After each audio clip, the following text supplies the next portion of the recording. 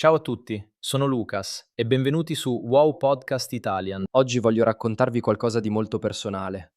Una di quelle storie che inizia con scatole, nastro adesivo e un po' di paura e finisce con qualcosa di inaspettato. Una storia sul cambiamento, sulle nuove partenze e su quello strano mix di emozioni che si prova quando si apre la porta di un posto nuovo per la prima volta e si dice: questo è il mio posto adesso. Vi ho mai raccontato del giorno in cui mi sono trasferito nel mio primo appartamento da solo? Avevo 28 anni. Non era la prima volta che lasciavo casa dei miei genitori. Avevo già vissuto in un dormitorio universitario, poi con due coinquilini per qualche anno. Ma questa volta era diverso. Questa volta ero solo io. Il mio nome sul contratto, le mie chiavi, la mia responsabilità. Era un giovedì mattina di ottobre e ricordo il freddo nell'aria. Non un freddo intenso, ma quel fresco leggero che arriva quando l'estate finisce davvero. Stavo caricando le scatole nel furgone noleggiato insieme a mio fratello Marco. Lui è sempre stato il tipo pratico della famiglia. Portava le scatole pesanti senza dire una parola, mentre io stavo già perdendo tempo a riguardare ogni angolo del vecchio appartamento. Lucas, sei pronto? Mi aveva chiesto Marco. Sì, avevo risposto, ma non ero sicuro di esserlo davvero. Il nuovo appartamento si trovava in un quartiere che non conoscevo bene. Una via stretta, con palazzi vecchi, ma con un certo carattere, come si dice. Alberi lungo il marciapiede, qualche bicicletta legata a un palo, un bar all'angolo che sembrava aperto dalle 6 del mattino fino a mezzanotte. Mi era piaciuto subito quel bar. Aveva un aspetto onesto, senza pretese. Quando abbiamo parcheggiato il furgone davanti al palazzo, ho guardato su verso il terzo piano. La finestra del mio futuro appartamento era chiusa, con le persiane abbassate. Da fuori sembrava buio e un po' triste. Ho pensato, ecco, quello è il posto dove inizia una nuova parte della mia vita. Le scale erano strette e i gradini di marmo consumato. Salire con le scatole grandi era una piccola avventura. Ci siamo fermati un paio di volte a riprendere fiato. Al secondo piano, una porta si è aperta di qualche centimetro e ho visto l'occhio di una signora anziana che ci guardava con curiosità. Non ha detto niente, ha solo chiuso la porta piano piano. La vicina di sotto, ho sussurrato a Marco. Lui ha riso sottovoce. Quando ho messo la chiave nella serratura del mio appartamento per la prima volta, ho sentito qualcosa di strano nel petto. Non so come descrivertelo. Non era esattamente felicità, non era neanche paura, era come attesa. Quella sensazione prima di aprire un regalo di cui non sai ancora il contenuto. La porta si è aperta con un piccolo cigolio. L'appartamento era vuoto, ovviamente, ma vuoto in un modo che sembrava grandissimo, anche se in realtà non era molto spazioso. Il pavimento era di legno scuro, un po' graffiato in alcuni punti. Le pareti erano bianche, con qualche segno lasciato da chi aveva vissuto lì prima di me. Un chiodo qui, un'ombra più scura là, come fantasmi di quadri che non avrei mai conosciuto. C'era un odore particolare, pulito, ma anche vecchio, come i libri usati nelle bancarelle del mercato. Ho camminato lentamente da una stanza all'altra.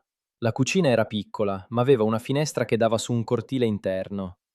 Nel cortile c'era un albero ancora verde, con qualche foglia che iniziava a diventare gialla. Mi sono fermato a guardarlo un momento. Poi ho pensato, questo albero sarà la mia compagnia durante il caffè del mattino. Il bagno era stretto, con le piastrelle bianche e azzurre, un po' in stile anni '80.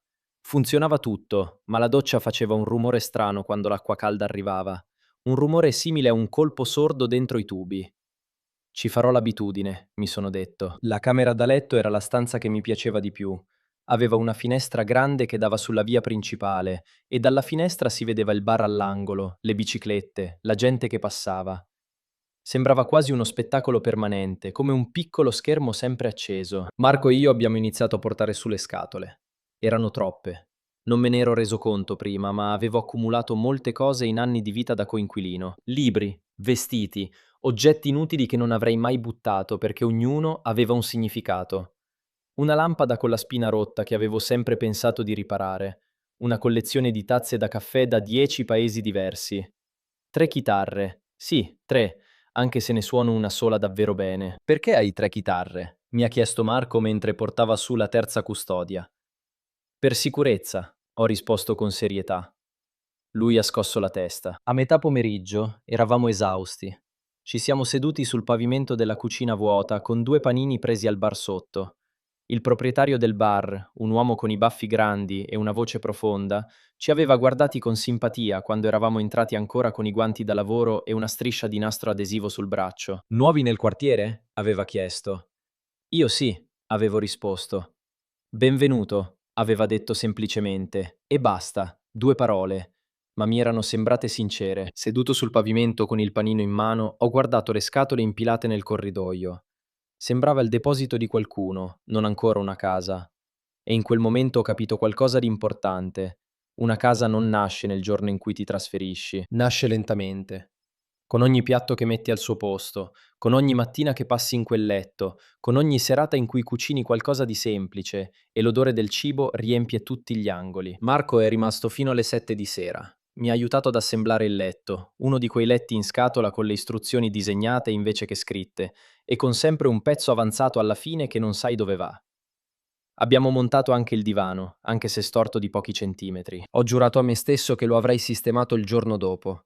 Spoiler, ci ho messo 2 settimane. Quando Marco se n'è andato, mi sono trovato per la prima volta completamente solo nell'appartamento. Il silenzio era strano, non opprimente, ma presente. Potevo sentire i rumori del palazzo, qualcuno che camminava al piano di sopra, una televisione lontana, il cigolio di una porta. Suoni di vite che non conoscevo ancora. Ho fatto una cosa un po' infantile, ma ve la racconto lo stesso. Sono andato in ogni stanza e ho detto a voce alta il nome della stanza. Cucina, camera, bagno, soggiorno.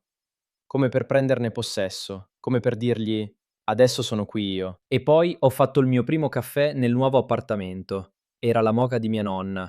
Non quella originale, ovviamente, ma una uguale, comprata apposta perché da bambino associavo il suono della moka sul fuoco con la sicurezza, con la casa, con il mattino. Quando ha iniziato a borbottare sul fornello, mi sono sentito meglio, molto meglio. Mi sono seduto sul davanzale della finestra della camera, con la tazza calda tra le mani, e ho guardato fuori. La via era animata per quell'ora. Gente che tornava dal lavoro, qualcuno che portava il cane, un ragazzo con le cuffie che correva lentamente come se stesse sognando.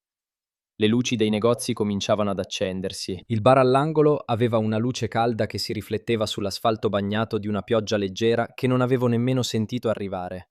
Ho pensato, forse ce la faccio. Quella notte ho dormito su un materasso appena tirato fuori dalla scatola, con un lenzuolo sistemato alla meglio, in un appartamento pieno di scatole ancora chiuse. Non era comodo. La schiena la mattina dopo me lo ha ricordato chiaramente, ma era il mio disagio, la mia piccola impresa. I giorni successivi sono stati un misto caotico di lavoro e organizzazione domestica.